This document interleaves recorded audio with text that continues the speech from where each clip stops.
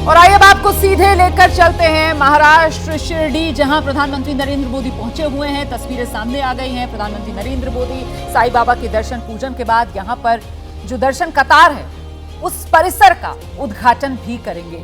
ये तस्वीरें आप देख रहे हैं जिस समय शिरडी के साईं बाबा के मंदिर में पहुंचकर प्रधानमंत्री नरेंद्र मोदी पूजा अर्चना कर रहे थे। और गौर कीजिए आप इन तस्वीरों में, आपको यहाँ पर मुख्यमंत्री एकनाथ शिंदे से लेकर दोनों उप मुख्यमंत्री, जिसमें देवेंद्र फडणवीस भी नजर आ रहे हैं, अजीत पवार भी नजर आ रहे हैं। इन तस्वीरों में प्रधानमंत्री नरेंद्र मोदी शिरडी साईं बाबा का आशीर्वाद लेते हुए, और यहीं पर अब प्रधानमंत्री नरेंद्र मोदी की तरफ से वो जो दर्शन कतार परिसर है उसका उद्घाटन किया जाएगा। और ये महत्वपूर्ण इसलिए हो जाता है क्योंकि मुझे लगता है समीर जी बेहतर बता पाएंगे, प्रधानमंत्री नरेंद्र मोदी बार बार जिस बात का जिक्र करते हैं कि जिस योजना का वो शिलान्यास करते हैं उसका उद्घाटन भी करते हैं। और पिछली बार 2018 इसी तरीके से 5 राज्यों में विधानसभा चुनाव का मौका था जब पीएम गए थे और शिलान्यास किया था, और अब वही 5 राज्यों में विधानसभा चुनाव का मौका और प्रधानमंत्री एक बार फिर शिरडी पहुंचे हैं उद्घाटन करने के लिए। बिल्कुल, प्रधानमंत्री की कार्यशैली बता दी कि जिस टाइम बाउंड वो डिसाइड करते हैं कि इसके अंदर मुझे इस काम को पूरा करना, उस प्रोजेक्ट को वो उससे कम समय में पूरा करते हैं। और महाराष्ट्र को लेकर मैं एक बात का और जिक्र करना चाहता हूँ कि प्रधानमंत्री नरेंद्र मोदी जब 2014 में प्रधानमंत्री बने थे, उसके 2 महीने बाद महाराष्ट्र के अंदर चुनाव होने वाले थे, विधानसभा चुनाव। उस समय जब महाराष्ट्र के दौरे पे गए थे तो प्रधानमंत्री अहमदनगर सबसे पहली बार गए थे और उसके बाद शिरडी के दर्शन करने गए थे। तो महाराष्ट्र का विधानसभा चुनाव का प्रचार अभियान प्रधानमंत्री नरेंद्र मोदी ने शिरडी में दर्शन करने के बाद शुरू किया था महाराष्ट्र का 2014 का। उसके बाद देवेंद्र फडणवीस मुख्यमंत्री बने थे। तो मुझे लग रहा है कि प्रधानमंत्री मोदी अब फिर इस बार तैयारी शुरू कर रहे हैं 2024 की भी, तो शिरडी के दर्शन करने गए होंगे। रमेश बैस भी उनके साथ है, महाराष्ट्र के गवर्नर भी अभी मोदी जी के साथ है जी। और खास तौर से अगर शिरडी का देखा जाए तो प्रधानमंत्री मोदी जी का रहा है, शिव जी का जैसे भक्त रहे। और महाराष्ट्र में है देवांग, देश का दूसरा सबसे बड़ा सियासी हैसियत रखने वाला सूबा, 48 लोकसभा की सीटें आती हैं, 24 में लोकसभा चुनाव है। और ऐसे में जिस तरीके से दोनों क्षेत्रीय पार्टियां महाराष्ट्र की, चाहे शिवसेना हो चाहे एनसीपी हो, दोनों दोफाड़ हो चुकी हैं और सियासी समीकरण पूरी तरीके से बदल चुके हैं। ऐसे में महाराष्ट्र को लेकर इस वक्त रणनीति बीजेपी की और प्रधानमंत्री नरेंद्र मोदी का वहां पहुंचना, जी हाँ, ये बहुत महत्वपूर्ण है। और देखिए, ये देखना पड़ेगा कि जिस तरह से हमला किया इस बार, अपनी जो दशहरा की रैली हुई उद्धव ठाकरे की, उसमें उन्होंने प्रधानमंत्री मोदी पर सीधा हमला किया। उन्होंने कहा कि वो वंशवाद की बात करते हैं, मुझे अपने वंश पर गर्व है। प्रधानमंत्री मोदी परिवारवाद में विश्वास करें तो आप दूसरों के परिवारों के बात करें। उन्होंने कहा कि पीएम केयर फंड जो है उसका पैसा कहाँ से आता है, कहाँ जाता है, उसका क्या जवाब है।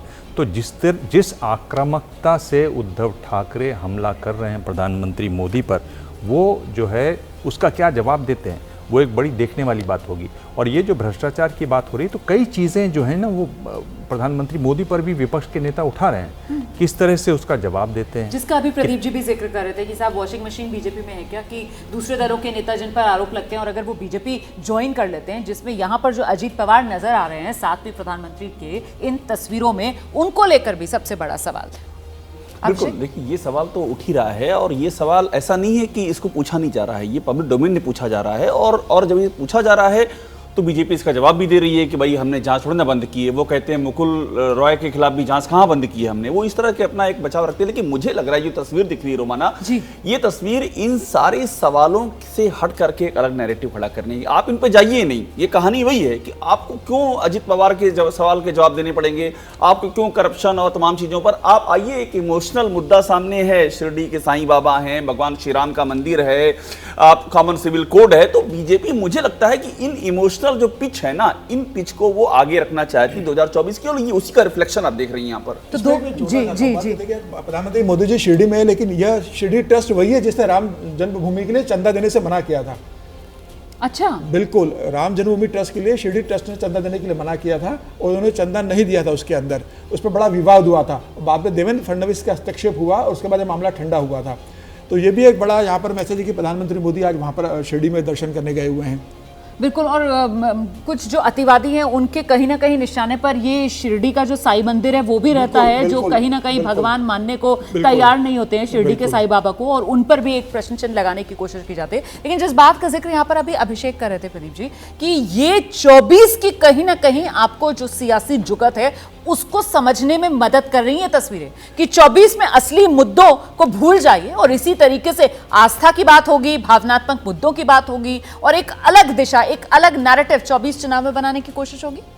वो कोशिश तो करेंगे कि ये नैरेटिव बने, लेकिन प्रश्न ये उठता है कि जो नैरेटिव बनाया जा रहा है कि जब बाबरी ध्वंस हुआ था 6 दिसंबर को, तो उसमें एक प्रतिक्रिया हुई थी। अब ये जो मंदिर का निर्माण हो रहा है और मंदिर बन चुका है, इस पर कोई प्रतिक्रिया नहीं हो रही किसी की तरफ से। सब लोग स्वागत कर रहे हैं। जो सेकुलर पार्टीज थी उनका अलग स्टैंड था उस ज़माने में। इस समय हर आदमी रामलला मंदिर के पक्ष में है। तो वो जो प्रतिक्रिया नहीं होने से ये जो इनकी कोशिशें कितनी कामयाब होंगी 24 में, ये भक्तिमय या इमोशनल जो मुद्दा अभिषेक कह रहे हैं बन पाएगा कि नहीं बन पाएगा, कि इन पर वो सारी चीज़ें हावी रहेंगी जिससे आम मतदाता को सरोकार है, चाहे वो महंगाई हो, चाहे बेरोजगारी हो, चाहे अन्य मुद्दे हों जिनसे मतदाता का सरोकार है, ये बनता है कि नहीं बनता है, मुझे अभी इस पर शक है। प्रधानमंत्री ने जो ट्वीट किया उसमें भी कहा कि ये बहुत भावनाओं से भरा दिन है। पर अगर आप देखें, जहाँ तक आपने ये जो कैप्शन लगाया उस पर मैं आपसे आखिर में कहूँगा और शायद अभिषेक उसका जवाब भी देंगे, लेकिन उससे मैं पहले ये कहना चाहता हूँ कि राम मंदिर का जो मसला रहा वो 89 में पालनपुर में जो बीजेपी का कन्वेंशन हुआ वहाँ से आया। 90 में जब रथ यात्रा निकली तो उसमें एक तरीके से सारथी थे नरेंद्र मोदी। और अगर आप देखें तो अमित शाह गए थे 2014 के चुनाव से पहले अयोध्या, तो उन्होंने कहा कि सुशासन के साथ साथ राम मंदिर निर्माण हमारा बड़ा लक्ष्य है, प्राथमिकता है। तो एक तरीके से इन लोग उसमें आउटसाइडर नहीं हैं। इन्होंने इस मुद्दे को ओन किया है, लगातार काम किया है और 10 साल इनकी सरकार रही तो अब राम मंदिर बन चुका है। इसको लगातार इसमें इन लोग इसको उठा के रखेंगे। बाकी आप अगर ये कैप्शन लगाती हैं कि राम नाम चुनावी इनाम मत करो, तो उसमें 2 लाइन मेरी हैं कि मत करो ऐसा काम, इससे होते हैं राम बदनाम। अभिषेक मुस्कुरा रहे हैं, जवाब देंगे वो उसका। जवाब दीजिए। तो नहीं कहना है, ये क़याम जो होता है सियासत का क़याम है, पुराना क़याम है। दिवांग, और मैं एक चीज़ यहाँ ऐड करना चाहूँगा, 89 की आपने बात की, ये वही दौर था जब राजीव गांधी ने अयोध्या से ही रामराज की बात कही थी। और आप सोचिए, ताला खुला राजीव गांधी के समय में, शिलान्यास हुआ उनके समय में, तो कांग्रेस का अपना नैरेटिव कैसे चेंज हुआ 1989 से लेकर आज तक, ये भी एक बहस का विषय है कि कांग्रेस कहाँ से कहाँ पहुंची है। वो अयोध्या से रामराज की बात करते हैं और बीच में वो 2000 वाला दशक भी आया ना, जब राम जो है वो काल्पनिक चरित्र बन जाते हैं। सुप्रीम कोर्ट में ये हलफनामा जो है वो कांग्रेस के समय में ही दिया जाता है। बिल्कुल, कांग्रेस शुरुआत जरूर करती है, इसको भुना नहीं पाती है। आप देखिए, तेलंगाना कांग्रेस के समय बना, लेकिन तेलंगाना में सरकार बना पाई ना, आंध्र प्रदेश में बना पाई।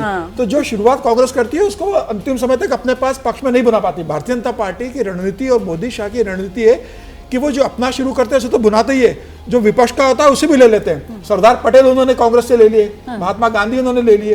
तो मुझे ऐसा लग रहा है कि विपक्ष को देखना चाहिए, इस बात को मोदी शाह से सीखना चाहिए कि कैसे राजनीतिक रूप से किसी चीज को कैसे अपने पक्ष में किया जा सकता है। एक लाइन में मैं ये बोल रहा हूँ कि बड़ा सवाल ये है कि क्या राम का नाम जो है और राम का मंदिर का जो मुद्दा है, क्या वो जातीय जनगणना का मुद्दा है, क्या उस पर ये हावी हो पाएगा? बिल्कुल, यही सबसे बड़ा मुद्दा है कि क्या एक बार फिर से मंडल वर्सेस कमंडल 2.0 2024 में यही तस्वीर चुनाव में देखने के लिए मिलेगी। इस पर चर्चा आगे बढ़ाएंगे।